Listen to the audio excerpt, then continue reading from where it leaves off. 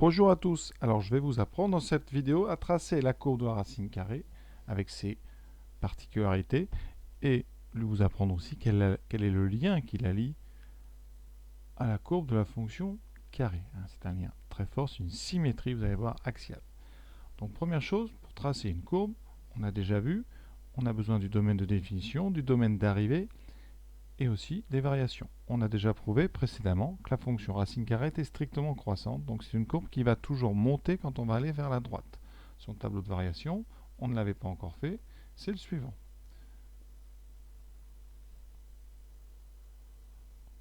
Donc on a x, la racine carrée de x, c'est une fonction strictement croissante. On part de x égale 0 en 0, et ici on va aller vers plus l'infini. Alors on ne sait pas encore le démontrer, mais la racine carrée de x peut être rendue aussi grande qu'on le veut. Donc la limite, quand on va aller vers plus l'infini, ici ça sera plus infini, mais ça c'est au programme de terminale. Nous, on sait juste pour l'instant qu'on part de 0, et on fera un gros plan ici grâce à GeoGebra plus tard. On va placer évidemment des points. Alors les racines carrées qu'on connaît, premièrement, racine carrée de 1 égale 1, donc ici vous avez un point, le point donc 1, 1. On connaît aussi racine carrée de 4. Racine carrée de 4, ici on a 4. Racine carrée de 4, c'est de 1, 2. Racine carrée de 9. Racine carrée de 9, c'est égal à 3. 1, 2, 3. Racine carrée de 16. Ici on a 16. Racine carrée de 16, c'est 4. 1, 2, 3, 4. Voilà. Et on va relier ces points de façon harmonieuse. Et on remarque quoi? Eh bien, plus on va vers la droite, plus la courbe a tendance à s'aplatir. On étudiera par contre en détail le démarrage. Est-ce que ça démarre assez penché ou pas trop? Une première réponse, je vous le dis, c'est que ça démarre vraiment très raide. On a un démarrage assez vertical, près de 0. Voilà, alors à la main, ça donne ceci, qui est très laid. Et plus vous allez aller vers la droite, plus la courbe a une tendance à s'aplatir. Alors elle monte aussi haut qu'on veut, mais elle s'aplatit. Pourquoi et comment on peut l'expliquer? Alors on va regarder mes croix successives. Pour aller de la première croix à la deuxième croix, j'ai avancé horizontalement de 1 unité et verticalement de 1 unité. Pour aller de la deuxième croix à la troisième croix, on est passé ici en hauteur de 1 à 2, puisqu'on est passé du carré de la racine de 1 à la racine de 4. Donc ici, on a gagné seulement 1 en hauteur. Par contre, horizontalement, on est passé de 1 à 4. Donc vous voyez, on a monté de 1 et on a avancé de 3. D'où le sentiment au départ d'un aplatissement. Qu'est-ce qui se passe ensuite entre la troisième croix et la quatrième? Eh bien ici, verticalement, on est encore monté de une case. On est passé de 2 à 3. Et horizontalement, on est passé de 4 à 9. Donc on a gagné 5. Vous commencez peut-être à comprendre ce qui se passe. Pour aller de la racine de 9 à la racine de 16, on va monter d'une unité. Par contre, on va avancer ici de 9 jusqu'à 16. On avance de 7. Qu'est-ce que vous remarquez? À chaque fois qu'on monte d'une unité, on avance de plus en plus. D'où un aplatissement progressif de cette courbe. Alors ça monte toujours, mais de moins en moins vite. D'où ce sentiment que la courbe va finir par être plate. Elle n'est jamais plate, mais elle a une tendance à devenir de plus en plus aplatie, c'est-à-dire que les pentes de la courbe diminuent, diminuent et diminuent. On peut le prouver par le calcul. Si je prends un entier n et l'entier suivant n plus 1, je vais regarder maintenant la racine carrée de n et la racine carrée de n plus 1. Alors c'est pas pratique parce qu'on ne connaît pas toutes les racines carrées. Donc on va faire un petit peu ce que j'ai fait. Moi j'ai regardé quoi? J'ai regardé les racines de 0, de 1, de 4, de 9, de 16. J'ai regardé les racines carrées des carrés. Donc ici, je vais comparer la racine carrée de n carré, qui est tout simplement n, et la racine carrée de n plus 1 au carré, qui est tout simplement n plus 1. Ça veut dire qu'ici, quand je vais placer horizontalement n carré et n plus 1 au carré. J'ai une certaine distance entre les deux. Et verticalement, quand je vais placer les points, la première image ici sera à n, et la deuxième sera une case plus loin. Ça, on en est sûr.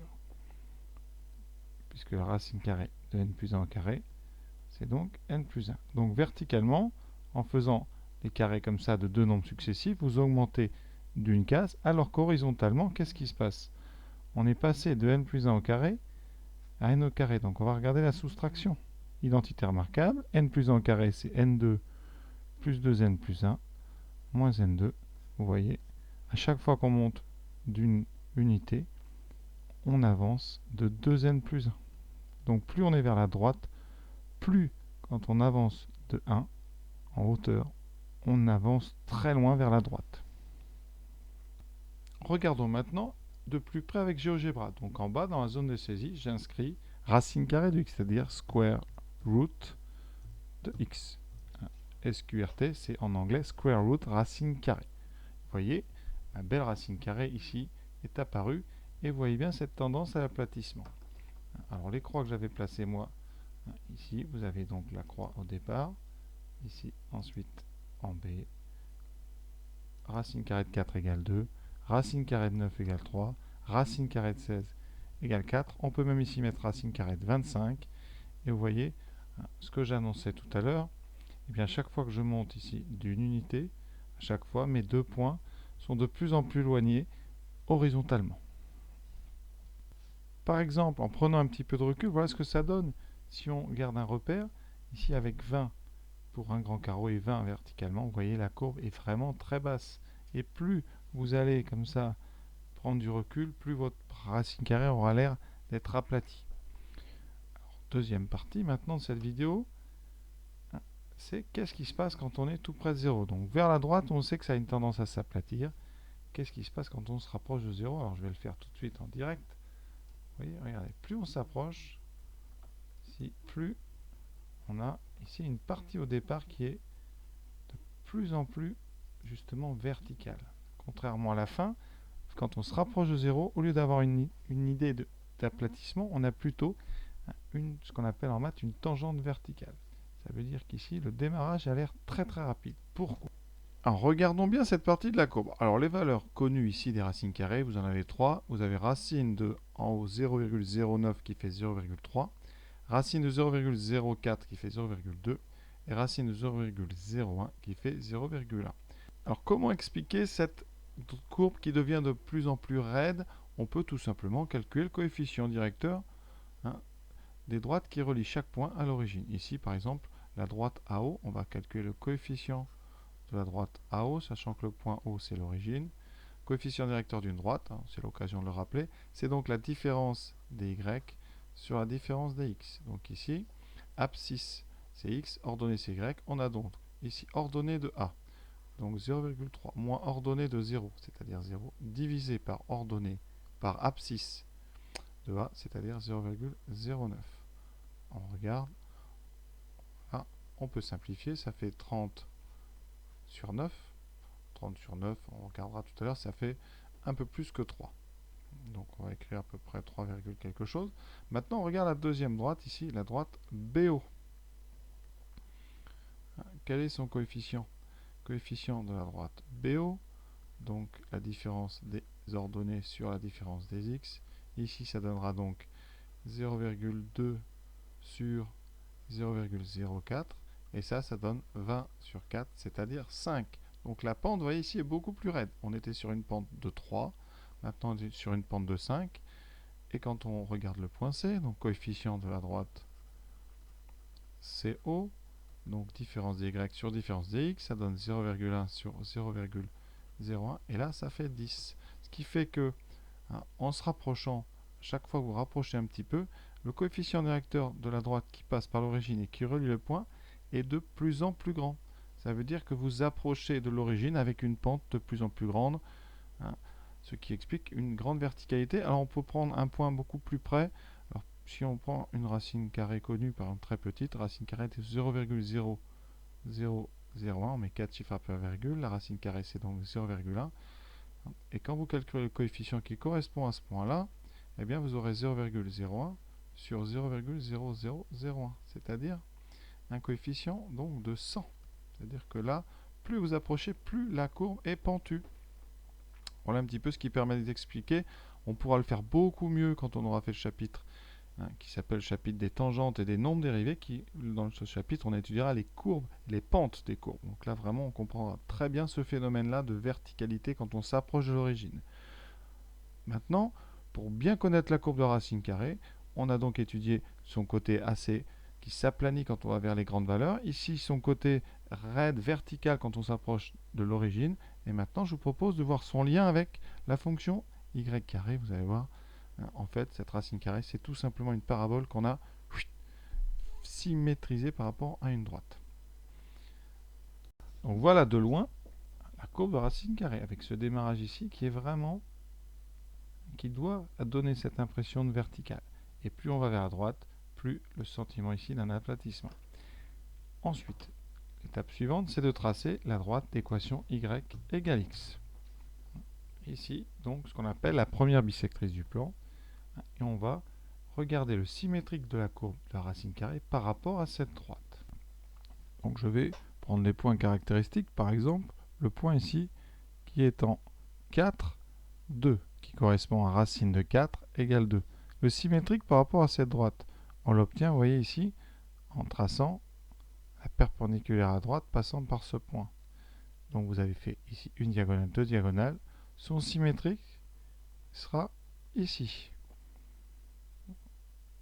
Qu'est-ce qu'on remarque? Que les coordonnées de ce symétrique, c'est les coordonnées du premier point, mais inversées. C'est-à-dire qu'au lieu d'avoir ici un 4 en abscisse et un 2 en ordonnée, on aura un 4 en ordonnée et un 2 en abscisse. Voilà. Et c'est la grande propriété de cette symétrie. Quand on fait la symétrie par rapport à la droite d'équation y égale x, on échange. C'est un échange de coordonnées qu'on fait. Et ça, c'est capital. Ça sert pour les suites, notamment les suites récurrentes. Et donc, si on fait de même pour chaque point de la courbe rouge, on va obtenir toute une série de points. Alors, premier point qui sont faciles à trouver, le point ici 2, 4, le point 1, 1 qui est son propre symétrique, le point 0, 0 qui est lui-même sur la droite, donc il est son propre symétrique.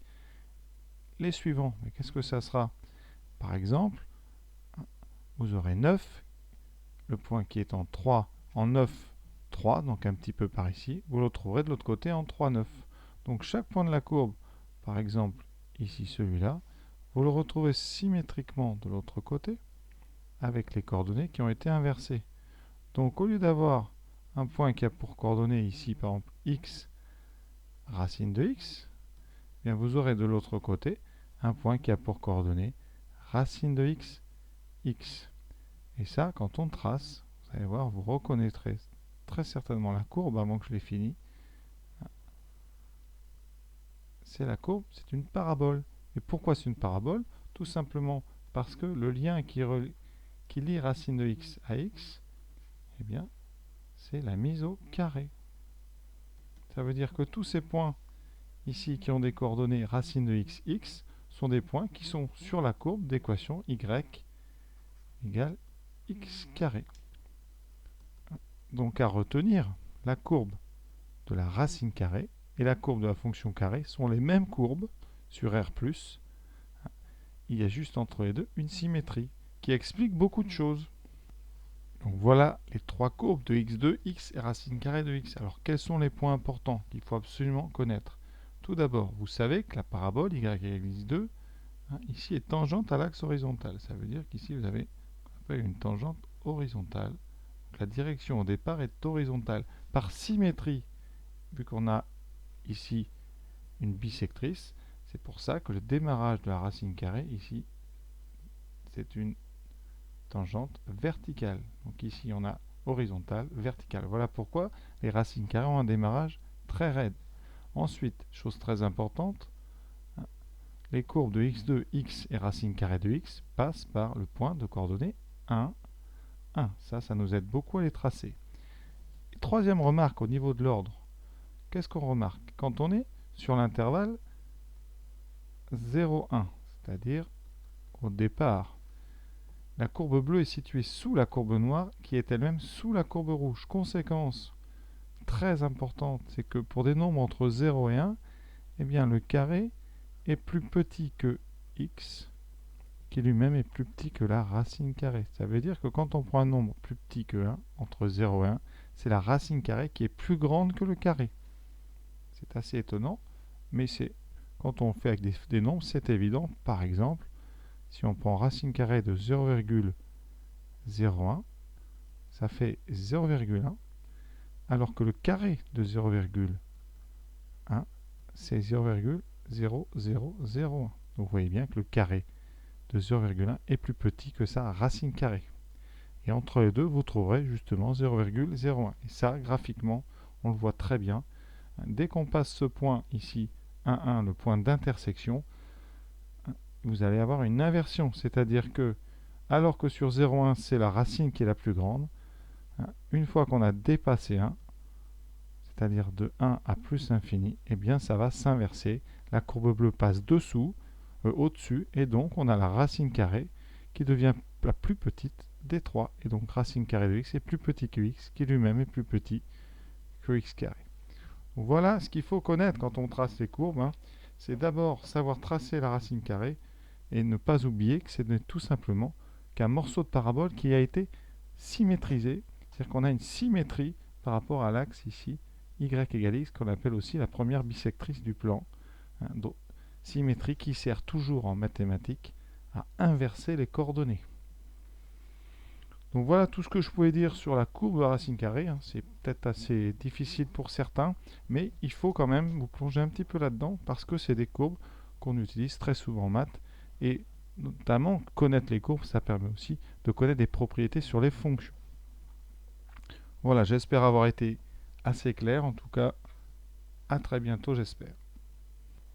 Alors, regardons la courbe de plus près. Donc, voici la courbe de la racine carrée et on va zoomer pour regarder vraiment ce qui se passe quand on est tout près de 1. Et plus on s'approche, plus vous avez ici une impression de courbe qui démarre vers le haut. Donc, on va vraiment regarder de près. Voilà. On va regarder les valeurs, quelles sont les valeurs qu'on connaît.